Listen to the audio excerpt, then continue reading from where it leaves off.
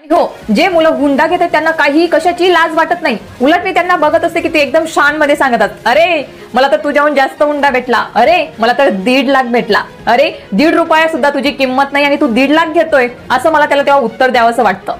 त्यानंतर जी मुलगी सून बनून घरी येते आणि त्याच्यानंतर ती जर तुम्हाला तिचे नखरे दाखवत असेल तर यात तुम्हाला प्रॉब्लेम काय आहे? तेव्हा तुम्हाला प्रॉब्लेम होतो, अरे मुलगी तर अशी निघाली, दाखवेलच ना ती तिचे नखरे. का नाही दाखवणार? कारण तिने तुम्हाला विकत घेतलंय, तिच्या बापाने कष्टाचा पैसा तुम्हाला दिलेला आहे. तुम्हाला अजून काही आई वडील असं सांगत असतात, जाऊ दे ना आपली मुलगी खुश राहील ना.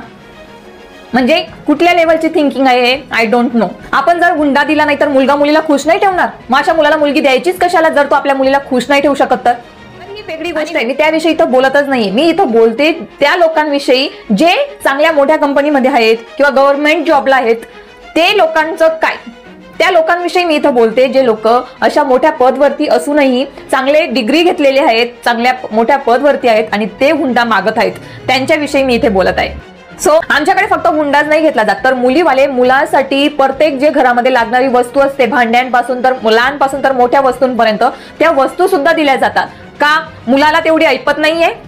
आणि जर मग